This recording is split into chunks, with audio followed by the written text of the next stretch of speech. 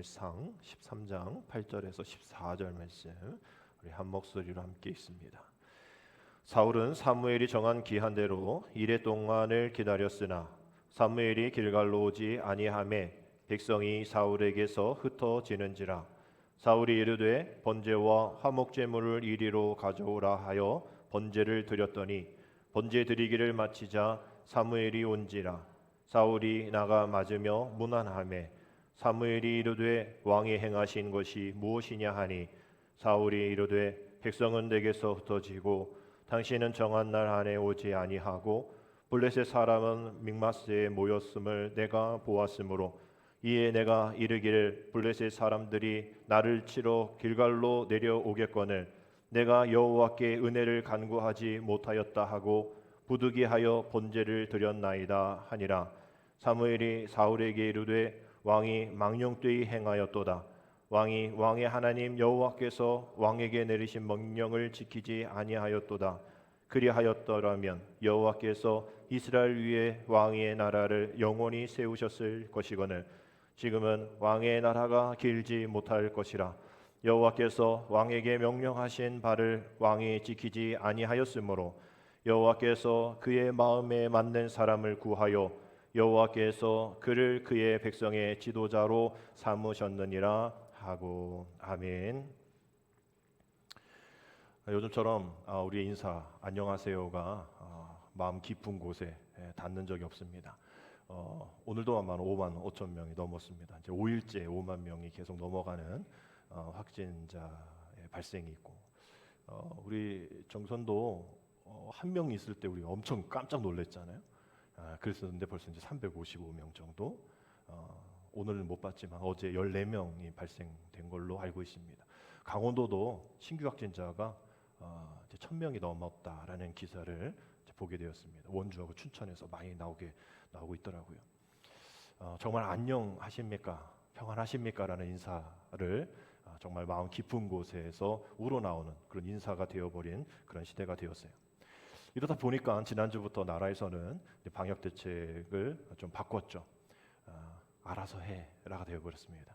이제 이 확진자들 동선 파악하는 GPS도 이제 끊었고, 그래서 돌아다니면 안 되겠지만 하여튼 못 잡는 거죠. 이 밀접 접촉자에게 누구 어디 이것도 나라에서 하지 않고 자기들이 이제 인천에 들어가서 자기 기억식 기입식 역학조사, 여기에 이제 내가 어디 갔고 누구 만났고 이런 걸 넣어야 돼요. 어르신들 잘 못하니까 전화하면 이제 도와주긴 하는데 이제 각자 도생해라, 알아서 하세요. 이제 다 관리 못합니다. 중증 환자들을 관리해야 합니다라는 그런 시스템으로 바뀌었습니다. 많은 사람들이 이제 K 방역의 실질적인 퇴장을 하는 게 아닌가라는 이야기를 하고 있어요. 그래서 지금 이 의료진들이 자기 지금 확진자와 격리 대상자의 관련 그런 사실 통보하는 그러한 상황만으로도 업무가 아주 차고 넘친다. 막 전화해도 받지도 않고 말이죠. 이러한 상황입니다.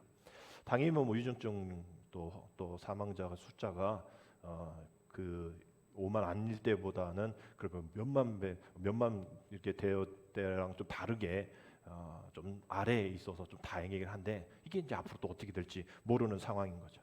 그래서 때로는 어떤 분들은 차라리 그냥 걸려 버리면 더 좋겠다. 그리고 확진돼도 나는 검사 안 받겠다라는 그런 사람들까지 나올 상황입니다. 복잡해지니까요. 또 그렇다고 제대로 주는 것 없으니 알아서 하라는데, 각자 도생하라는데 귀찮으니까 그냥 보고도 안 하고 그냥 확진되었으면 좋겠다라는 얘기를 하는 거죠. 그리고 지금은 또 자가 테스트로 하기 때문에 그게 40%밖에 못 걸르잖아요. 그래서 이 관계자들은 지금 5만이 아니라 최소한 10만은 지금 확진자가 있을 거다라고 얘기를 합니다. 10만에서 15만, 12만 정도는 이미 우리 사회 안에 있을 거다. 자가 테스트가 그렇게 정확한 도가 없기 때문인 거죠. 그런데 그것보다도 더 많은 이 방역 관계자들이 걱정하는 게 바로 이 단어입니다. moral hazard. 우리가 영어만 나오면 우리는 잘 몰라요 하는데, 이 moral hazard라는 이 단어의 뜻이 법과 제도적 허점을 이용해서 자기 책임을 소홀히 하거나 집단적인 이기주의를 나타내는 상태나 행위를 moral hazard라고 얘기를 합니다. 기사에 moral hazard 나오면 누군가가 집단적인 또 이런 제도적인 그런 허점을 이용하는 그런 것이구나. 아까 말씀드린 대로 이 지금 GPS를 안 하니까 당신들이 알아서 하시되 다른 데 돌아다니지 마세요 했을 때 뭐 내가 지금 여기서 혼자 사는데 어떻게 이러면서 돌아다니는 또 그런 사람들이 또 모여가지고 이거 너무 부당하다. 이거 뭐 이러한 백신도 맞았고 자가격리도 했고 뭐 사회적 거리도 두개 했는데도 왜 더 늘어나냐 이러면서 우리 한번 으쌰으쌰 뭉쳐보자. 뭐 이런 것들을 모럴 해저드라고 얘기합니다. 도덕적 해이가 발생할 수 있는 그런 상황인 거죠. 우리나라 민족이 정말 말 잘 듣잖아요. 뭐 이거 하려면 저렇게 하고 이게 생명이 중요하다 해가지고 잘 따라왔단 말이죠. 근데 이게 다른 나라는 그렇지 않았거든요. 막 시위하고 데모하고 불지르고 막 이러한 상황 속에 모럴 해저드가 거기 나라에서 벌써 시작이 됐는데 우리나라도 그럴까봐 걱정인 거예요. 그래서 조금 완화 좀 시켜주겠고 또 이건 독감 관리로 전환하겠습니다라고 얘기를 합니다. 이런 상황 속에서 이제 20일 있으면 20대 대통령 선거를 3월 9일에 하게 되어지죠. 이제 오늘 하고 내일 후보자 등록하고 화요일부터 이제 선거 전에 들어가게 될 겁니다. 저와 여러분들은 그저 누구에게 강요당하지 말고 소신 있게 정말 대한민국을 잘 이끌어 나갈 대통령을 선택하면 됩니다. 그러나 이러한 대통령 양강구도 속에 있는 상황 속에서 이게 여야만 흩어진 것이 아니라 기독교 단체, 기독교 교회 안에서도 이게 갈라져 있어요. 그래서 자기들이 성명서를 막 발표합니다. 또 우리 감리교가 또 소속이 되어지는 NCCK라는 단체에서는 뭐 어떤 문제를 갖고서 얘기를 하냐면 지금 무속에 대한 문제가 있지 않느냐, 그런 사람 뽑으면 안 된다고 성명서를 내고, 한교연이라고 또 다른 기독교 단체인데 거기서는 아무 얘기지 않습니다. 오히려 그 후보를 지지하는 성명서를 내는 거예요. 그래서 그 안에서 기독교 연합 공동체 안에서도 이게 지금 지지하는 사람이 다르고 또 서로 비방하면서 그렇게 싸우고 있는 모습. 세상 사람들이 또 기독교 하면 싸우는 종교라고 생각할 정도로 또 어떤 이 대선 앞에서, 대선 정국 앞에서 또 나눠지는 그런 상황 속에 있단 말이죠. 정말 그런 문제점은 분명 있을 겁니다.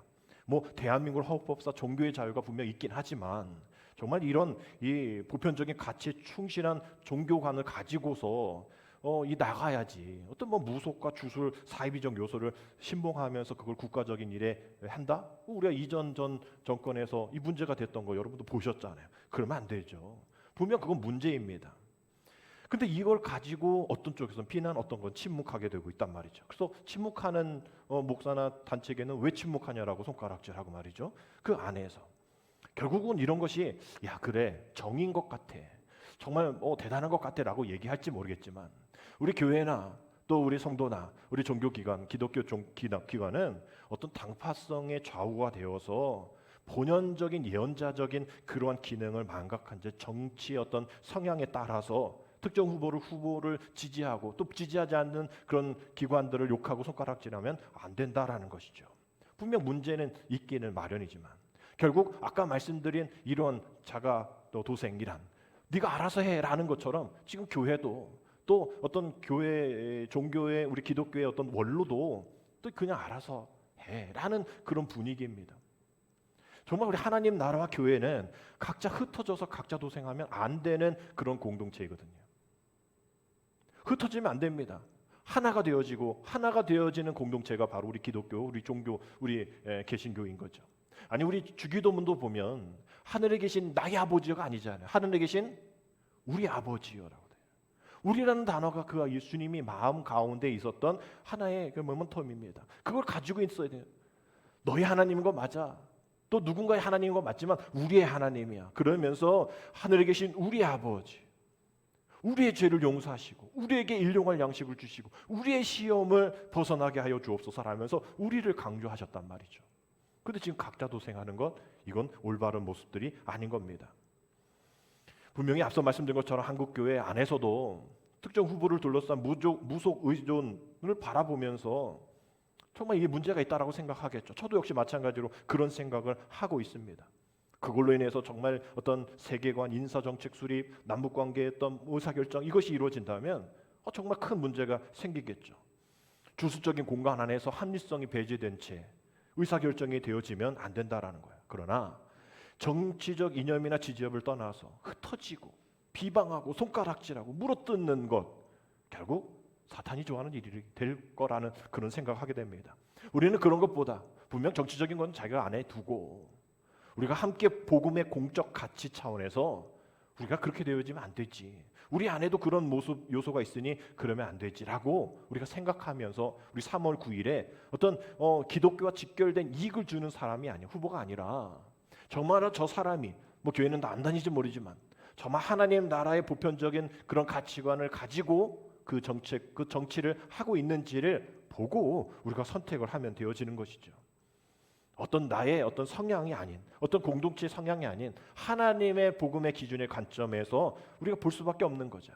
뭐 그분이 어떤 뭐 장로님도 아니고 또 그분이 어떤 뭐 독실한 기독교인이 아니기 때문에 우리는 그것으로만 판단을 할 수밖에 없습니다. 그렇다고 또 무조건 기독교인이라 뽑을 필요도 없는 겁니다.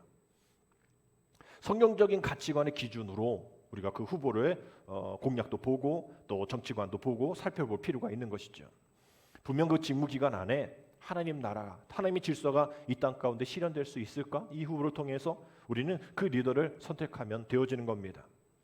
이 대통령 선거가 누군가 뭐 어떤 사람이 누굴 지배하고 통치하고 왕권을 세우는 것 아니잖아요. 다음 정권이 더 힘들 것 같지 않습니까? 많은 어려움들을 산재되어 있는 일들을 해결해야 되는 그런 상황 속에 있는데 말이죠. 그리고 우리는 누가 됐든 우리는 에스더처럼 먼저 하나님 앞에 회개하고 나라와 민족을 위해서 죽으면 죽으리라 하는 마음 가지고 우리는 기도해야 합니다. 그래야 하나님께서 우리를 주관하여 주시고 이 나라를 하나님께서 살펴주시기 때문인 것이죠.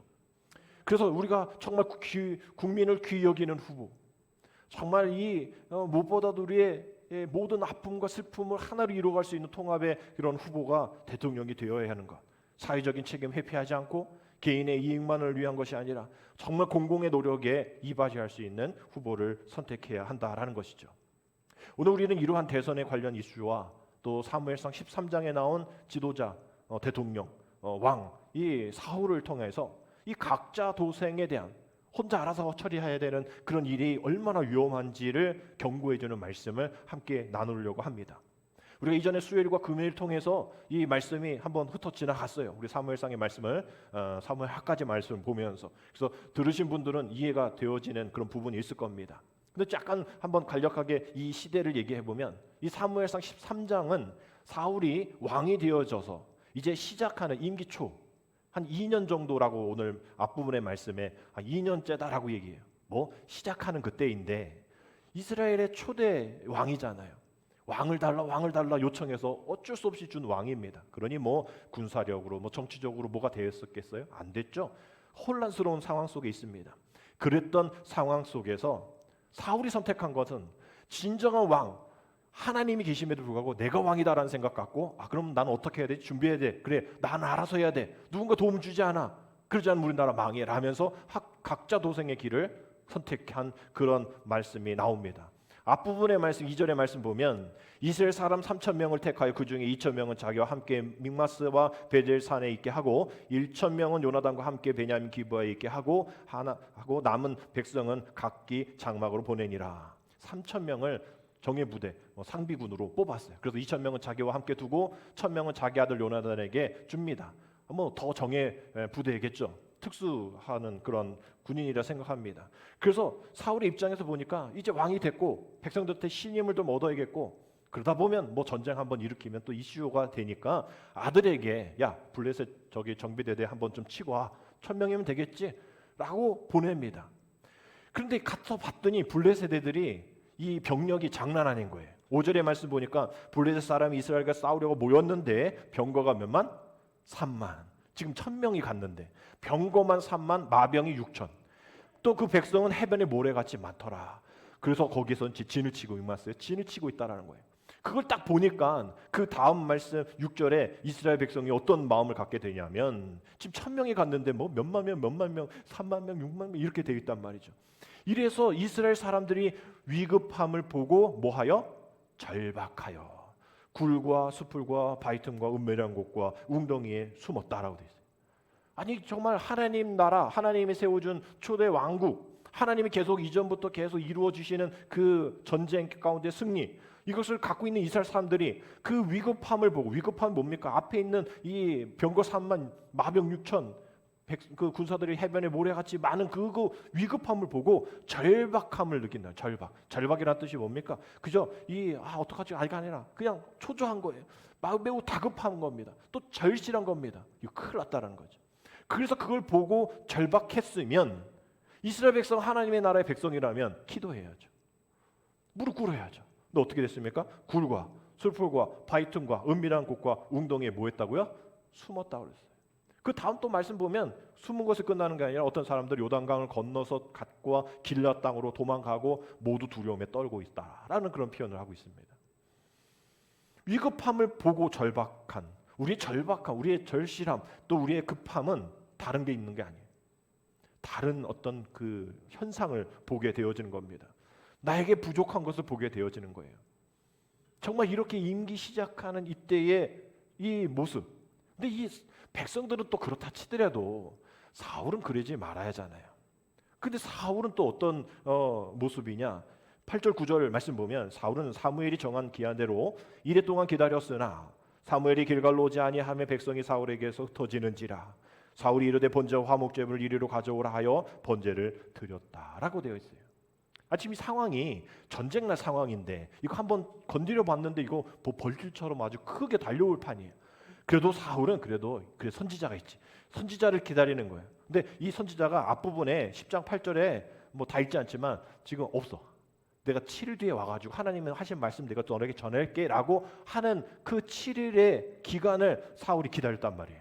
근데 안 나타나니까, 안 오니까 사람들이 웅성웅성하고 사울에게서 흩어지고, 그러다 보니까 사울은 안 되겠다, 그냥 내가 예배 드리자, 내가 제사 드리자 라면서 번제와 화목제배로 가지고 오라 해서 번제를 자기가 드립니다. 제사장이 해야 할 일들을. 각자 도생의 실패인 거죠. 지금 그러한 군대도 없죠. 애들 다 도망가죠. 지도력도 바닥났죠. 막 이제 블레셋이 코앞에 있죠. 엄청난 이 규모의 병력들을 갖고 있죠. 그러다 보니까 이거 좌우 쳐다보니까 자기가 어떻게 할 수가 있는 일 없는 거예요. 그래서 급하게 자기가 제사를 드립니다. 실수한 거죠. 그러지 말고 하나님 앞에 더 지도자로서 무릎 꿇어야 할 텐데. 사무엘이 왜 늦게 왔는지는 모르지만 아마 시험하려고 했을 수도 있고 사무엘이 더 기다렸어야죠. 우리 히브리서 12장 2절 말씀 우리가 잘 아는 말씀이죠. 우리 한번 같이 읽겠습니다. 시작. 믿음의 주요 또 온전하게 하신 이인 예수를 바라보자. 그는 그 앞에 있는 기쁨을 위하여 십자가를 참으사 부끄러움을 개의치 아니하시더니 하나님 보좌 우편에 앉으셨느니라. 믿음의 주요 또 온전케 하시는 예수를 우리는 봐야 한다라는 것이죠. 어려움에 있을 때라도 그 앞에 있는 기쁨을 위해서, 십자가가 있지만 정말 그 앞에 있는 기쁨을 위해서 우리는 주님을 바라봐야 하는 거예요. 사울이 그랬어야 하는 것이죠. 지금 전쟁에 있습니다. 그것이 십자가라면 그 앞에 있는 기쁨, 그 모든 것을 이기게 해주실 하나님을 바라보면서 기다려야죠. 참아야어야죠. 우리는 그래서 우로나 좌로나 치우치는 게 바로 그게 위험하다라는 겁니다. 정치도 마찬가지인 거예요. 앞서 말씀드린 것처럼 너 NCCK 한교연이 그렇게 싸울 이유가 없는 겁니다. 우리 이 나라 대통령을 위해서 함께 기도합시다 라고 함께 이뤄가야 할 텐데 각자 도생하는 그러한 어려움들이 있는 것이죠. 그러다 보니까 드라마에서는 이렇게 얘기하더라고요. 정치적인 성향을 직접 물어보기 그러니까 네 심장의 피는 빨간색이야 파란색이야 이렇게 정당의 그 색깔이 있는 그렇게 물어볼, 또 그거 가지고 싸울, 또 그거 가지고 가족이 또 자녀가 부모가 싸울 필요는 없는 거예요. 지금 문제는 사울이 초점을 잃어버린 거예요. 좌우로 치우친 겁니다. 그 안에서도 이쪽 편 저쪽 편 나눴겠죠. 도망가느냐 하나님 앞에 기도하느냐 분명 있을 겁니다. 분명 우리는 이해가 됩니다. 기다리는 선지자 오지도 않았죠. 백성들은 다 도망가죠. 분위기는 그냥 삭막하고 그냥 의기소침해 있고 그냥 완전 다운돼 있죠. 그러니 급했으니 안 되겠다 싶어서 나도 해보자. 나도 왕인데 이쯤이야 봐주시겠지 라면서 시작되어진 그 엄청난 신학적인 실수. 그 신학적인 실수가 신앙의 실수를 낳고 신앙의 실수가 인생의 실패를 낳게 되는 가장 모범적인 그런 예가 바로 사울의 예입니다. 하여튼 어떻게 해서 사울이 왔어요? 그러니까 급하죠. 아유 왜 이제 오셔요?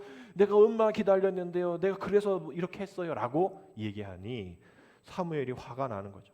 그러시면 안 되는 일인데 당신의 나라가 이제 서지 않겠습니다 라고 이야기합니다. 아니 우리가 상황이 그런데 그럴 수 있지라고 우리는 마음속에 생각하죠. 오히려 사무엘이 좀 빨리 왔으면 되는 거 아닌가라는 그런 불평도 해볼 만합니다. 그리고 시작인데 시작한 사람 실수할 수도 있죠라고 이야기할지 모르겠지만 이게 실수가 아닌 거였죠. 왜냐하면 이후에 사무엘상 28장의 말씀을 보면 이제 사무엘이 죽습니다. 이제 사무엘이 죽으니까 많은 사람들이 슬퍼해서 라마에 장사합니다. 그랬을 때 사울이 안 되겠다. 이제 이 영적 지도자가 없으니 내가 잘 이 나라 이끌어야지 하면서 비록 나라가 다윗의 나라로 넘어갔긴 했지만 그래도 계속 왕권이 유지되어 있는 상황 속에서 그 주변에 있는 신접한 자, 박수무당 이런 사람 다 내쫓습니다. 정말 잘한 일이잖아요. 내가 이제 하나님을 의지하겠다. 이랬던 거예요. 근데 또 블레셋 군대가 쳐들어와요. 두려워요. 근데 이제는 기도는 해요. 하나님 어떻게 해야 됩니까? 하나님 어떻게 해야 됩니까? 두렵습니다. 떨립니다. 잘하고 있어요. 그런데 문제는 하나님은 아무 말씀하지 않으신단 말이에요. 어떻게 해라. 이렇게 해라 저렇게 해라. 이전 같으면 말씀해 주실 텐데 아무 말씀을 하지 않으십니다. 빨리 말씀해 주세요. 급합니다. 이전 경험이 트라우마가 있으니까. 근데 하나님 말씀하지 않으세요. 선지자로도 꿈으로도 점 치는 우림 이런 걸로도 아무것도 대답하지 않으시니까 앞에 있는 사무엘을 기다리는 그런 상황과 똑같이 된 거예요. 그러면 생각해야지. 옛날에 자기의 실수였다면 생각해야지. 다시 무릎 꿇어야죠. 기다려야죠. 근데 기다리지 않고 사무엘상 28장 7절 8절에 어떤 행동을 하냐면 그 대선주자와 연관되어 있습니다. 사울이 그의 신하들에게 이르되 나를 위하여 신접한 여인을 찾으라. 내가 그리로 가서 그에게 물으리라 하니 그의 신하들이 그에게 이르되 보소서 엔돌에 신접한 여인이 있나이다. 사울이 다른 옷을 입어 변장하고 두 사람과 함께 갈새 그들이 밤에 그 여인에게 이르러서는 사울이 이르되 청하노니 나를 위하여 신접한 수법으로 내가 내게 말하는 사람을 불러 올리리라. 아멘 아니야. 지금 사무엘이 죽었으니까 사울이 사무엘에게 어떤 말을 듣고 싶어서 신접한 여인 찾아갑니다. 이전에는 다 내쫓고 다 쳤던 자기가 버렸던 카드를 다시 주섬주섬 모아서 자기가 급하니 다시 그 신접한 여인 찾는데 왕복을 벗고 변장을 하고 다른 의복을 입고서 가는 거예요. 떳떳하지 않은 거예요. 떳떳하지 않은 거예요.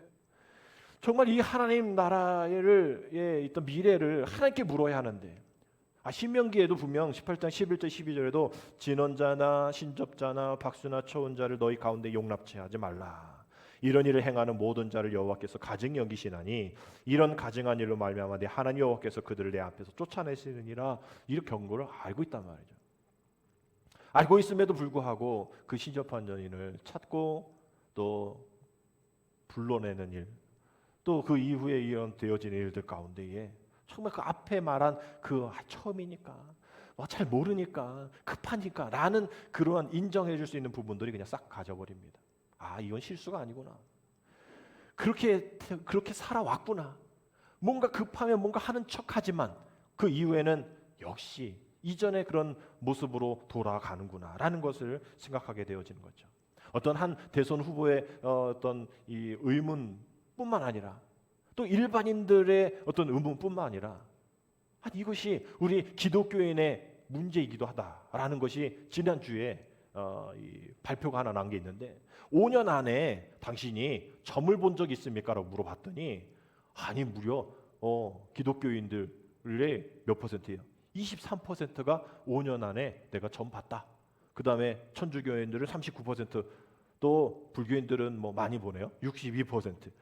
이렇게 불교는 그렇다 치더라도 천주교인들도 기독교인들도 20% 30% 넘게 5년 안에 한번 점을 봤다라고 얘기를 하는 거예요. 그러면 4명 가운데 1명인데 이거 엄청난 큰 숫자이잖아요. 이 중에도 몇 분 계실지 모른다라는 생각하는데 점집에 가는 것 말고도 옆에 보면 30대 애들이 많잖아요. 30대에서 이 54%가 이렇게 돼 있는 거 보니까 아마 타로 카페, 타로 아시죠? 이렇게 카드를 해가지고 이렇게 심심풀이로 내가 이 사람하고 맞을까요? 또 내 앞으로는 어떨까요? 뭐 30대가 또 그런 이 불안한 마음들이 있으니까 오히려 60세 이상들이 전 더 많이 갈 거라고 생각했는데 아닌 것 같아요. 그러다 보니 제가 볼 때는 뭐 점집뿐만 아니라 뭐 사주팔도, 토종bil격 이런 것도 있지만 타로 카드 뭐 이런 것들이 젊은이들에게 많이 또 기독교인들에게 또 젊은이들에게 많이 있어서 그런 건 아닌가라는 생각을 하게 되어지는데 여튼 이건 그 사회 문제만이 아니라 또 일반인들의 문제만이 아니라 우리 기독교인의 또 기독교 안의 젊은 세대들에게 문제가 있는 그런 모습이다라는 거죠. 또 물어보면 또 그게 좀 나쁜 거 아니야? 잘못된 거 아니야?라고 했을 때 그게 뭐요? 라고 이거 뭐 미신 아니에요? 그냥 재미로 보는 거예요? 라고 이야기하는 기독교인들이 많다라는 것이죠. 처음에야 다 재미로 하죠. 처음에 다 실수했다고 합니다. 처음에 다 불안하니까 했다라고 얘기해요. 사울처럼. 그러나 우리가 정말 바라봐야 돼요. 다시 오늘 본문의 말씀으로 돌아와서 사울도 그랬겠죠. 이런저런 변명할 거, 또 핑계댈 거, 또 많았을 거예요. 애타는 그런 기다림 속에서 오지도 않았지. 적이 지금 코앞에 있는데 가만히 있으면 또 안 되겠지. 그래도 뭐 하나님 앞에 예배는 드려야겠지. 했단 말이에요. 안 한 게 아니잖아요. 지금 뭐 우상에게 절한 것도 아니잖아요. 예배 드린 거잖아요. 기다릴 만큼 기다렸잖아요. 지금 상황이 그렇게 좋지 않잖아요. 각자 도생할 만하잖아요. 그런데도 불구하고 그렇게 하지 말았어야 되는 거죠. 오직 하나님만을 바라봐요. 다른 태도를 하나님은 기다렸을 것이다 라는 그런 생각하게 됩니다. 그렇다면 그 다음에 뭐 다윗에게 꼭 가겠지만 더 많은 하나님의 일하심을 경험할 수 있었겠죠. 그러나 이 시험으로 이 테스트로 인하여서 마이너스 점수 F 학점을 맞게 되어집니다. 다른 세대의 다른 가문 뭐 이게 다윗에게 이 하나님의 나라가 넘어가게 되어지는 일이 되어집니다. 그 뒤에 이제 하나님이 하십니다. 각자 도생 안 돼. 이제 하나님이 하시는 일. 그래서 아까 말씀드린 다 도망가고 한 600명 남았거든요. 600명이 이제 병거 3만, 마병 6천, 군사수가 모리알 같은 걔네들하고 싸워야 되는데 그 전쟁의 결과 우리가 볼 때는 뭐 진 거죠. 당연히 진 거죠. 근데 오늘 본문의 말씀 뒷부분에 이 14장 23절의 말씀을 보면 이렇게 되어 있어요. 우리 같이 읽겠습니다. 여호와께서 그 날에 이스라엘을 뭐 하심으로? 구원하심으로 전쟁이 패대한 일을 지나니라. 지나간다. 전쟁이 지나가 버려요. 전쟁이 끝난 거예요. 하나님이 이기게 하신 거예요. 600대 뭐 3만 6만인데 이기게 하시는 거예요. 정말 질 것 같은 게임. 각자 도생으로 해서 정말 두려워서 또 그런 것을 봄으로 절박한 그런 인간의 모든 마음들을 다 버리고 이제 하나님이 하시니까 불가능이 가능하게 되어지는 일이 일어나게 된 것이죠. 그래서 저는 이 구절을 또 이렇게 한번 표현해 보고 싶었어요. 똑같은 구절입니다. 여호와 한번 같이 읽을까요? 여호와께서 오미크론 변이 바이러스 폭증과 혼돈의 대선 전국 남북 대립의 그 날에 대한민국을 뭐 하시고 구원하심으로 전쟁이 또한 바이러스가 진영 논리가 한반도를 지나가니라. 아멘. 좀 지나갔으면 좋겠어요. 서로 싸우는 일 좀 빨리 지나가고 누군가 빨리 대통령 되고 말이죠. 네? 빨리 이거 뭐 오미크론은 빨리 끝나서 정말 독감입니다. 주사 더 맞으십시오. 뭐 그랬으면 좋겠어요. 빨리 좀 마스크 좀 벗고 말이죠. 그래서 저는 그래도 벗고 있었지만 여러분 얼마나 답답하세요. 찬양팀도 힘들고 정말 뭐 와서 그냥 된장찌개라도 밥이라도 좀 먹고 말이죠. 점심시간 돼서. 이랬으면 빨리 좋겠어요. 빨리 지나갔으면 좋겠어요. 이제 역전되었으면 좋겠어요. 이제 주님이 일하심으로 우리가 각자 도생했으니 이제 우리가 해봤으니 이제 주님 앞에 또 우리가 함께 일들을 이뤄내는 일들이 이제 우리의 몫이라 생각합니다. 어쩔 수 없는 것 같아요. 우리가 방역에 대한 부분들을 뭐 나만 해주세요, 나들 해주세요 할 수 있는 그러한 규모를 이제 지나는 것은 확실한 것 같아요. 우리 지역은 아시다시피 병원 가면 약을 바로 병원이 아니라 약국 가면 약을 바로 조제를 해주잖아요. 그거 드세요. 바로 난다고 해요. 확진자에 있어서 이제 보냈더니 그거 먹고 바로 낫다라고 하는 분도 계십니다. 미리 좀 사다 놓으시든지 이렇게 저렇게 사면 한 5, 6만 원 듭니다. 좀 비싸긴 해요. 병원 안 가도 되어지는 조제이기 때문에.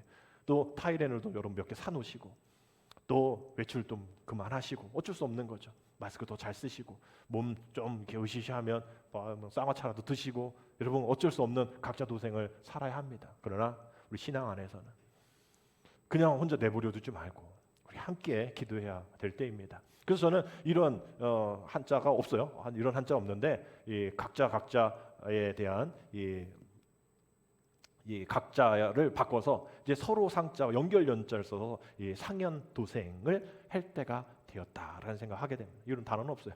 하여튼 길을 가긴 가야겠는데 2022년이라는 길을 가야 할 텐데 각자 도생으로 서로 밟고 서로 죽이고 싸우고 걸어가지 말고 우리 함께 가자. 일어나 함께 가자. 아가서 있는 말씀처럼 우리 주님이 우리와 함께 가시라고 우리가 우리에게 손짓 하실 때에 좀 기다립시다. 좀 불편해도 참읍시다. 서로 원망하지 말고 서로 다르다고 또 손가락질하지 말고 네 편 싸우지 말고 말이죠. 이제 3월 9일 끝나면 어떻게든 뭔가 되겠죠. 그러면 뭔가 또 뭐 싸우기도 할 거지만 그러나 이제 2022년은 정말 우리 교회의 회복과 부흥을 이루실 하나님의 역사심이 있다. 그것이 모든 것이 다 지나간다. 라는 우리가 믿음을 가지고 함께 상현도생을 이루어 간다면 정말 우리가 너희는 지금 어느 길목에 서 있어? 각자 도생이 아니면 상현도생이야? 어느 길에 서 있어? 라고 물을 때 우리가 각자 도생이었다면 조금 그것을 옮겨서 함께 그 길을 걸어갈 수 있는 그러한 우리의 모습이 되어질 수 있도록 다른 어떤 것 이렇게 저렇게 지적받는 그런 하나님 외에 어떤 일상적인 것 외에 다른 것에 기웃기웃거리지 말고 마음 두지 말고 정말 하나님만 바라보며 오늘 일부에서도 우리 시선이란 찬양을 했는데 정말 나의 모든 것 주님 앞에 올려드리며 나의 모든 부족함 것 주님 앞에 올려드리며 나는 주님과 함께 살겠습니다라는 그런 고백으로 드려지는 내 눈에 내 모든 마음에 우리의 관심에 우리의 집중이 주님께 간다면 좌로나 우로나 치우치지 않는 그러한 함께 그 시선을 바라보며 함께 그 일들을 이루어 간다면 우리 앞에 있는 이 모든 어려움들이 하루속히 하나님의 은혜 가운데 해결해 주시리라 믿습니다. 우리 한 주도 그런 마음으로 우리가 개인적인 의료 체계에서는 각자 도생해야겠지만 우리 신앙에서는 절대 이 각자 도생은 정말 위험하다라는 오늘 말씀의 경고를 들으셔서 우리 함께 어려운 일들이 있으면 함께 도와주시고 또 부족한 일이 있으면 함께 이렇게 도와주시고 그래서 우리가 이 자가진짜 키트는 우리 교회에서 몇 개를 또 준비해 놓고 있어서 없으신 분들 있으시면 제가 이렇게 좀 보내드리기도 하고 제가 갖다 드리기도 합니다. 그러나 쓰셨으면 갖고 와야죠. 그 쓴 거 갖고 오라는 게 아니라 우리도 부족하니까 어떻게 살 수 있으시면 다시 갖고 오시면 됩니다. 그래서 여러분들이 그런 상황 속에 누구가 불편하고 어렵고 힘들고 있으면 알려주시고 또 서로 어떻게 하면 그 일들을 이렇게 각자 하는 것이 아니라 함께 이뤄가면서 도울 수 없을까 신앙도 말이고 또 신앙으로도 또 어떤 다른 부분으로도 함께 이뤄갈 수 있는 일들을 우리가 또 한 주 동안 생각해보고 또 실천해봐서 모든 상황 속에서 이루시는 하나님의 역사하심 정말 안 될 것 같고 질 것 같은 전쟁 속에서도 이기게 하시는 하나님 정말 이거 5만 6만 앞으로 뭐 30몇만 된다는데 그런 상황 속에서도 우리나라를 지켜주시는 하나님의 은혜 우리가 기대하고 기도하면서 기다리는 저와 여러분 되시기를 주님의 이름으로 축복합니다. 기도드립니다.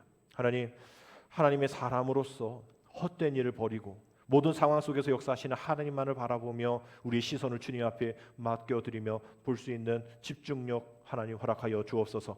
오직 복음의 순전함만을 우리에게 회복하게 하여 주시사 계속되는 코로나19의 위기와 또 정치, 경제, 사회의 혼란 속에서도 아버지 하나님 우리는 할 수 없지만 그래서 우리는 각자 도생해서 우리가 어떻게든 남을 밟고 이겨야 된다라는 그런 가치관 속에 살고 있지만 우리가 믿음의 사람으로서 하나님 우리와 함께하여 주옵소서. 기도하고 무릎 꿇고 그 위급함과 다급함을 보고 또 절박한 우리들이 아니라 오직 하나님을 바라보고 이 모든 어려움들을 이겨낼 수 있는 승리케 되어지는 반드시 이기리라 고백할 수 있는 우리가 되어질 수 있도록 우리 한국교회 믿음의 성도들이 기도를 쉬지 않게 하여 주옵소서. 그래야 이 모든 어려움들이 지나가게 되어지고 행복한 나라와 가정과 교회가 되어질 수 있도록 하나님 인도하여 주옵소서. 예수님의 이름으로 감사하며 기도드립니다. 아멘.